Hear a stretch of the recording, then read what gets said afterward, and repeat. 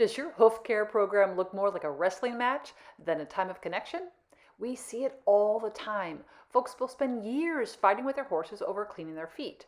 With a little change of focus, hoof care can be an amazing way to build a bond of trust with your horse. We'll chat about strategies, an outline for preparing your horse for hoof cleaning, tips for success, and some excellent video clips to give you examples. Let's talk about some challenges I've seen for my students and others. So you've probably had your farrier or maybe a professional recommend that when the horse tries to pull their foot back, don't let it go no matter what until they relax and then let it go immediately. This is a horse training technique called negative reinforcement, which sounds horrible, but just means you take away the pressure when your horse yields. You probably use the same thing with your reins and your legs. However, with hoof development, I find it usually backfires. Here's some fun homework you can try with a friend. It'll help you decide whether you would want someone to hold onto your foot until you submitted, or even just gently put it down for you. With a friend. So have your friend hold your foot, and then when you kind of start losing your balance, think, I'm hoping he'll just put it down slowly. That's not really what I was thinking. I'm thinking, dude, let go of my foot. So if you try this with a friend, you're probably going to discover that even if you love and trust your partner, you still think that you know better when you should put down your foot. I'd like to suggest your horse feels the same way. So if our goal is to build a better bond with our horse through our hoof care, we need to teach him two things: how to stand on 3 feet and how to trust us with their feet. I have found the fastest way to do this is to always let go of the foot. When your horse tugs just a little bit, pop those hands open like a hot potato. You can always ask again to pick it right back up, but it's building that trust that if they feel like they need it back, they can have it back. If you've been wrestling with your horse for a while, it may take a little while to convince them that you really are going to release their foot, but eventually you'll have complete confidence, and that will be an amazing boon for your relationship. Another type of training that is popular with horses is called positive reinforcement. As you probably guessed, this just means that we add something to get the desired result. Usually that thing is a treat, a cookie, or a good scratch. This can be helpful, though I am always careful to not use cookies as a bribe. I like to pay my horses for their input. So rather than only give them a cookie if they give me their foot, for example, I might pay them for telling me if they're comfortable giving me their foot. If they're not, they still get a cookie for being willing to have the conversation with me. Let's look at how powerful this approach can be.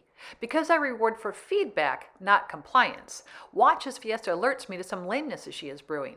She tries to lean over and offer the foot that I've requested, but realizes it hurts and offers me the other one. On this side. How's that feel? How's that feel? Yeah. You can give me that one. Here's a simple outline you can use to prepare your horse for hoof cleaning. The more you've been struggling with them, or if your horse is new to hooves, then you want to do every single step. You'll start by touching the foot, both facing forward and backwards, and then you'll lean in with your shoulder gently, reward them for the leaning away from you, reward them for popping up, lifting their foot, and then repeat the entire thing with their tool in their hand. Let's break it down. Starting by facing forward, I have found that horses who have a lot of baggage about getting their feet cleaned find this step invaluable. I find that most of them consider it to be a big difference between just touching their foot or facing backwards in like a position you would be when you would pick up their foot. You don't want to just linger on that foot. You want to move back and forth rhythmically from like their withers back down to their foot and just help them get accustomed to you touching their hooves. Step 2 is touching their hoof while you're facing backwards. Again, you're going to move rhythmically up and down from the withers down to the foot, never really lingering, just giving them a chance to feel what it feels like for you to be facing the other direction. So now that they're completely comfortable having their feet touched, we want to start asking for movement. We'll just lean our shoulder into them lightly and ask them just to shift their weight. The moment they shift, we release and make them feel like winners. Next, we reward them for popping up their foot. We like when our horses pick up the hooves themselves. This way they're completely balanced and prepared for the movement. And we want to reward this smaller movement so we can keep catching them doing the right thing. Finally, we're waiting for them to actually pick up the hoof. We just lightly lean in with our shoulder and picture in our mind what we want until they're able to give us the hoof. Remember that part of our job is helping our horse to understand how to stand on 3 feet. So watch how I wait for Aya to step backwards so that she's prepared to give me her foot. She needs to get her balance so she can hold that foot in a new way. I just follow her motion and accept her foot when she's able to lift it for me. Beautiful. Good job. Very nice. That was lovely. Well done, sweetheart. That was a good example of having. We'll repeat everything we've done with a tool in our hand. Whether it's a rasp or a hoof pick, this can make a big difference to your horse.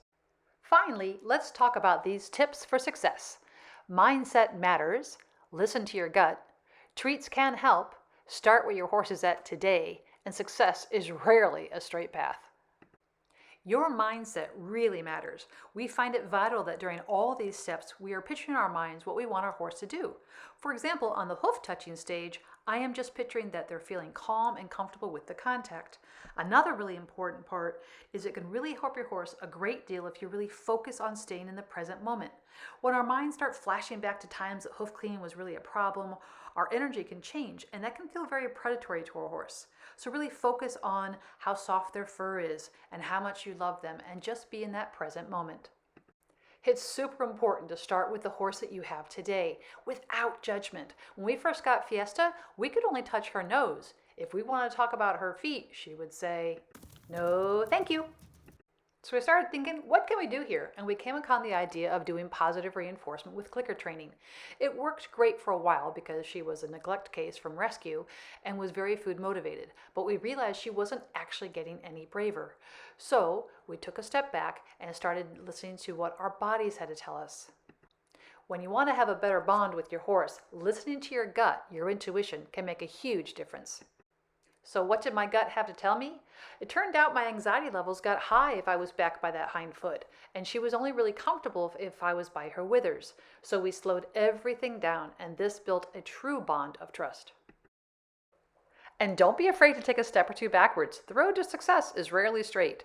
In this next video clip, you'll see that I put away the tool, I start facing forward again, because the time before this I had really pushed Alia out of her comfort zone, and I wanted to help her regain her confidence. I know it's a lot, isn't it, sweetheart? The hands, just hands. Again. Oh, so nice. That was lovely. Treats, they really can be helpful, but I don't like to use them if there's any fear. A horse will often overlook their knowing, especially if they've been in the neglect case, just to get the food. That's not what we want to do. If it's just druthers, like they'd rather not, then treats are great. But if there's true fear, I like to progress a different way. Thanks so much for dropping by today. Please subscribe to our channel, drop by our bridlesandbreath.com website to sign up for our newsletter, and we'd love to get your questions. Maybe we'll make it into a video.